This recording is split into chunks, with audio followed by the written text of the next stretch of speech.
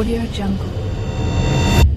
آپ نے ارشاد فرمایا اپنی بیویوں کے لیے زیب و زینت اختیار کرو، میں قربان جاؤں۔ میں تو آپ کو نبی کا دین بتا رہا ہوں، آپ کہتے تو دین بڑا اوکھا کام، بیوی واسطے چنگے کپڑے پاؤنا اوکھا کام۔ میرے نبی نے کہا اپنی بیویوں کے لیے زیب و زینت اختیار کرو۔ سبحان اللہ۔ عورتوں سے کہا، واہ واہ، قربان جاؤں، اشارتاً ہمیں مردوں کو صراحتاً، عورتوں کو اشارتاً اپنی بیویوں کے لیے زیب و زینت اختیار کرو۔ بنو اسرائیل میں زنا اس لیے پھیلا کہ مردوں نے بیویوں کے لیے زیب و زینت چھوڑ دی تو وہ غیر مردوں کی طرف مائل ہو گئیں۔ اور پھر عورتوں کو فرمایا کہ خامدوں کے لیے تیار ہو۔ کیسے؟ آپ نے فرمایا جنت کی حور اپنے خامد کے لیے ایسے تیار ہوگی جیسے ام سلمہ میرے لیے تیار ہوتی ہیں۔ سبحان اللہ، سبحان اللہ۔ ابھی عورتوں نے شادی پہ جانا ہو تو بیچارے مرد دی مصیبت آئی ہوندی ہے، اودیاں ترائے جتیاں تروٹ جاندیاں نے کپڑے ڈھو ڈھو کے، اور خامد کے لیے تیار ہونا ہو تو انہوں موت پہ جاندی۔ اپنے خامدوں کے لیے تیار ہو ورنہ وہ اور عورتوں کی طرف مائل ہو جائیں گے۔ یہ اس میں خفیہ پیغام ہے۔ میرے نبی حیا والے ہیں، پاکیزہ زبان، پاکیزہ ذات۔ مردوں کو صراحتاً فرما دیا اپنی عورتوں کے لیے تیار ہوا کرو۔ بنو اسرائیل میں اس وجہ سے فحاشی پھیلی۔ اور پھر اشارتاً جنت کی حور اپنے خامند کے لیے ایسے تیار ہوتی ہے جیسے ام سلمہ اللہ کے رسول کے لیے تیار ہوتی ہیں۔ جب حضرت فاطمہ رضی اللہ تعالیٰ عنہ کی شادی ہوئی اور نکاح ہو گیا اور رخصتی 1 ماہ بعد، 2 ماہ بعد، 6 ماہ بعد، 1 سال بعد یا فوراً، یہ ساری روایات ہیں، لیکن زیادہ صحیح ہے کہ کچھ عرصے بعد رخصتی تھی، فوراً نہیں تھی۔ تو جب حضرت علی نے آ کے رخصتی کا مطالبہ کیا حضرت ام ایمن کے ذریعے سے، تو آپ نے حضرت حفصہ اور حضرت ام سلمہ اور حضرت عائشہ ان تینوں سے فرمایا کہ تم جانتی ہو نا میری بیٹی فاطمہ مجھے کتنی محبوب ہے، میری بیٹی کو دلہن بناؤ۔ اللہ اکبر، میری بیٹی کو تیار کرو۔ یہ میں دین بیان کر رہا ہوں، بے پردگی نہیں، بے حیائی نہیں، زیب و زینت میرے دین کا حصہ ہے، میرے نبی کی شریعت ہے۔ میرا نبی خوبصورت دین لے کر آیا ہے، ایک خوبصورت زندگی لے کر آئے ہیں۔ پتہ نہیں ہم نے کہاں سے عجیب و غریب دین کے فلسفے نکال لیے ہیں۔ سبحان اللہ، قربان جاؤں۔ آپ نے کہا جابر شادی کی؟ کہا جی کی۔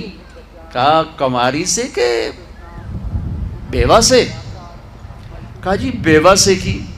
کہا اللہ بکرن فتلاعبک وتلاعبها، ارے تو نے کماری سے کیوں نہ کی؟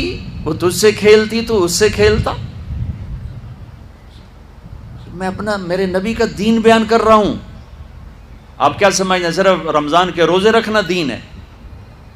ہاں وہ دین ہے، بہت بڑا حصہ ہے دین کا۔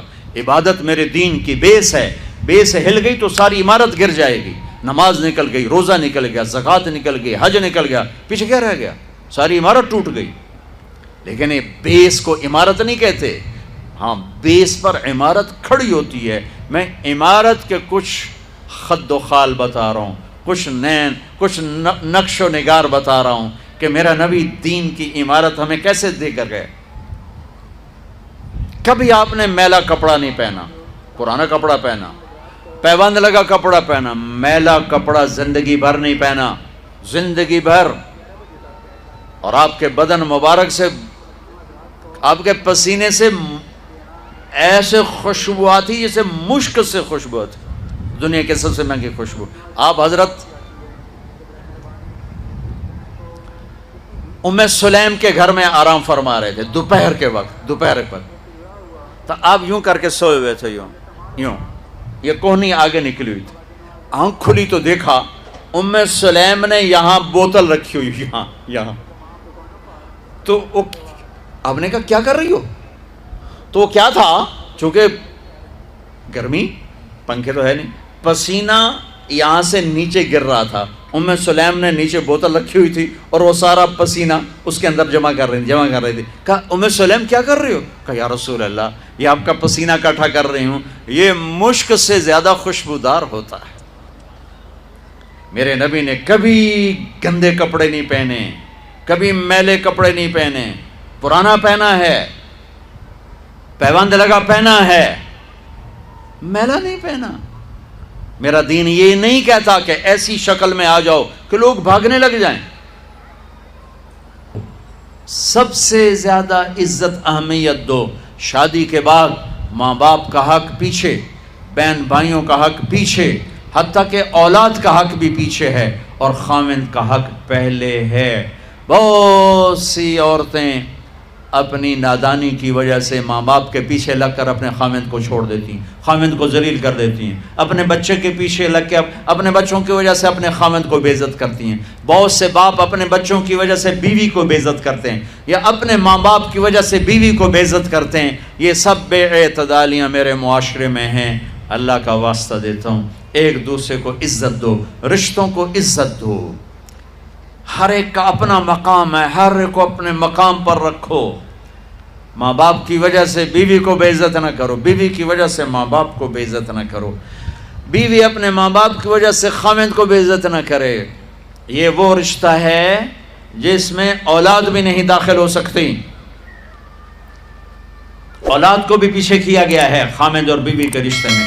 اور یہ وہ رشتہ ہے جس سے میرے اللہ نے اپنی نشانیوں میں سے ایک نشانی بتایا ہے. ایک نشانی، من آیاتہ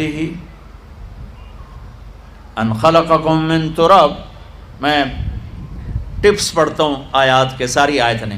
میری بہت بڑی نشانی تو میں مٹی سے بنایا. واقعی نشانی ہے نا بھائی؟ ارے بولو.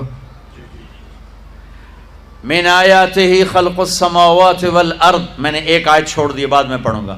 میری بہت بڑی نشانی زمین آسمان کا بننا. واقعی بہت بڑی نشانی. من آیاتہ منامکم باللیل والنہار. میری بہت بڑی نشانی تمہارا سو جانا اٹھنا. واقعی بہت بڑی نشانی. من آیاتہ یریکم البرق خوفا وطمعا. میری بہت بڑی نشانی بادل، بجلی، گرج، بارش. واقعی. من آیاتہ ان تقوم السماء والارض بامرہ. میری بہت بڑی نشانی زمین آسمان کھڑے ہوئے ہیں. من آیاتہ ان یرسل الریاح مبشرات. میری بہت بڑی نشانی کہ گرم ہوائیں ایک دم ٹھنڈی ہو کر بادل لے کر آتی.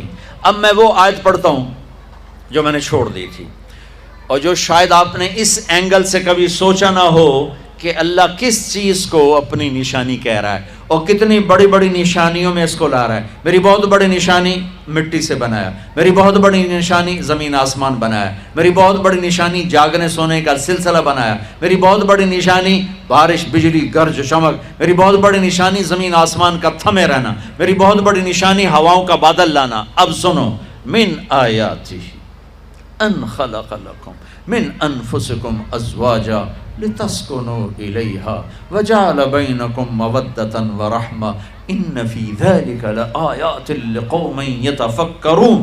اللہ اکبر. صرف یہاں یتفکرون کا لفظ اللہ لے کر آئیں کہ غور کرو گے تو پتہ چلے گا نشانی کیا. میرا اللہ کہہ رہا ہے کہ میری بہت بڑی نشانی ہے کہ میں نے خاوند اور بیوی کا رشتہ بنایا. کبھی یہ اس طرف دھیان گیا ہے کہ یہ جو ہم خاوند بیوی بیٹھے ہیں یہ اللہ کی بہت بڑی نشانی؟ کبھی خیال ہے؟ اللہ اکبر. اللہ نے ماں باپ کا رشتہ بنایا، اسے نشانی نہیں کہا. اللہ تعالیٰ نے اولاد کا رشتہ بنایا، اسے نشانی نہیں کہا. اللہ نے دادے پوتے بھی جتلائے، اسے نشانی نہیں کہا. اللہ نے پھوپھی خالہ بھی بتائیں، دادیاں نانیاں بھی بتائیں، اسے اللہ تعالیٰ نے نشانی نہیں فرمایا. نشانی کسے فرمایا؟ خاوند اور بیوی، یہ میں نے رشتہ بنایا، یہ میری کتنی بڑی نشانی ہے. اس ایک رشتے کو باقی رکھنے کے لیے سینکڑوں آیات ہیں، سینکڑوں آیات. اور طلاق سے نفرت کا اظہار. میرے نبی نے کہا علی طلاق سے بچنا. جب طلاق دی جاتی اللہ کا عرش کانپ اٹھتا ہے. ناجائز طلاق، بے جا، ضرورت کی وجہ سے طلاق لی بھی جا سکتی ہے، دی بھی جا سکتی. یہ میں ایک اضافہ کروں گا. بہت سی بچیاں نہیں گزارا ہو رہا، خاوند بدتمیز ہے یا سسرال ظالم ہیں. وہ کہتی ماں سے میرا گزارا نہیں ہو رہا، میری جان چھڑا دو. نہیں بیٹی، گزارا کرنا ہوگا، صبر کرنا ہوگا، گزارا کرنا ہوگا، یہیں رہنا ہوگا. یہ ماں باپ کا ظلم ہے، یہ ماں باپ کا اپنی اولاد پر ظلم ہے. ہمارا تو زمیندارہ ماحول ہے پنجاب کا.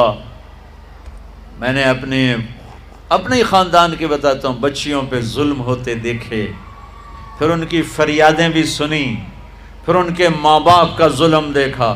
اتھا ہی رہنا ہے، اتھا ہی گزارا کرنا ہے، بس اساں ایک واری تیرا کر دیتا ہے، ہن اساں کوئی نہیں کرنا، پچھا مڑ کے نہ پئی آویں، جویں کرنا ہی کر، ساڈا کوئی ذمہ نہیں. ماں باپ کہتے ہیں، ماں باپ کہتے ہیں. اور وہ ماہی بے آب مچھلی پانی کے بغیر تڑپتی ہے، اس طرح اس کا دن اور رات ہے. زندہ کی کھال کھچ رہی ہے، اس طرح اس کا دن اور رات ہے. اور ماں باپ کا جبر، گزارا کرنا ہے، گزارا کرنا. تین بعد کون تیرا رشتہ کتوں آئے گا، تیری شادی کتوں کریں گے. ابھی تو اس کو ذبح ہونے سے بچا لو. کل تو اللہ نے ہمیں اس کا مکلف ہی نہیں کیا کہ کل کیا ہوگا، کل کو آنے تو دو. پتہ نہیں کل کا دن ہے بھی نہیں کہ ہمارے مقدر میں یا نہیں. ہم کل کے لیے اپنی بچیوں کو ذبح کر دیتے. میں نے ان کو تڑپتے دیکھا. میں صرف اپنی فیملی کی بات اوروں کی فیملیوں کی بات جہاں جہاں تعلقات. کہیں رشتہ قریب کا ہے، لڑکی بدتمیز ہے، بچہ شریف ہے، وہ کہتا ہے ابا جی میں طلاق دینا چاہتا ہوں، میرا اس سے گزارا نہیں ہے، زبان شدید ہے. آئے میرے بھائیو، گھروں کی آبادی اللہ کی قسم، مالدار ہو یا غریب ہو، صرف اچھے اخلاق سے ہوتی ہے. اور گھروں کی بربادی مالدار ہو یا غریب ہو، برے اخلاق سے ہوتی ہے، برے اخلاق سے ہوتی ہے. دو واقعے اوپر نیچے ہوئے. ایک خاتون ملی، مجھے تعارف کرایا گیا کہ ایک خاتون آ رہی ہیں، ان کے خاوند کھربوں پتی ہیں، کھربوں پتی. ٹھیک ہے جی آؤ. اس خاتون نے آتے ہی رونا شروع کر دیا. مولانا لوگ مجھے خوش قسمت سمجھتے ہیں کہ میں بہت بڑے مالدار کی بیگم ہوں، میرا دل زخمی ہے، میرے خاوند کا سلوک اچھا نہیں، میں دولت کو آگ لگاؤں، یہ ہیرے کے سیٹ کو میں کیا کروں جب اس کا سلوک ہی میرے ساتھ اچھا نہیں. چند دن کے بعد ایک نوجوان ملا. مولانا میں اپنی زندگی سے تنگ ہوں، میری بیوی انتہائی بدتمیز ہے، انتہائی زبان دراز ہے، میں اپنی زندگی سے تنگ آ چکا ہوں، 3 بچے ہو چکے ہیں، طلاق دے نہیں سکتا، میں کیا کروں. یہ روزمرہ کے واقعات ہیں. تو ضرورت کے لیے طلاق دی جا سکتی ہے، لی جا سکتی ہے، نہ عیب ہے نہ تانا ہے، نہ ذلت ہے نہ کوئی داغ ہے. لیکن ابھی فیصلہ آباد سے ایک بچی ملی، اس کی بچی گود میں. طلاق کیوں ہو گئی؟ کہا سسرال نے کہا بچی کیوں پیدا ہوئی ہے، گھر واپس جا. طلاق دے دی. بچی پیدا ہونے پہ طلاق دے دی. پچھلے ہفتے ملا ہوں، پچھلے ہفتے. کیا قصور ہے جی، بچی پیدا ہوئی طلاق دے دی. اور یہ 3 دن پہلے اسلام آباد میں خاتون ملی کہ سسرال نے گھر سے نکال دیا. کیوں؟ 3 بچیاں گھر سے نکال دی. 3 بچیاں پیدا ہونے پر گھر سے نکال دیا. یہ بھی اسی دیس کی کہانی ہے، یہ بھی اسی دیس کی دکھ بھری داستان ہے. ظلم صرف وہ نہیں جو بھتہ کی پرچیاں آ رہی ہیں اور جو دہشت گردی ہو رہی ہے، یہ گھر جیسے وہ بہت بڑا ظلم ہے، ایسے یہ بھی بہت بڑا ظلم ہے کہ کہیں بچیاں ذبح ہو رہی ہیں، کہیں بچے ذبح ہو رہے ہیں.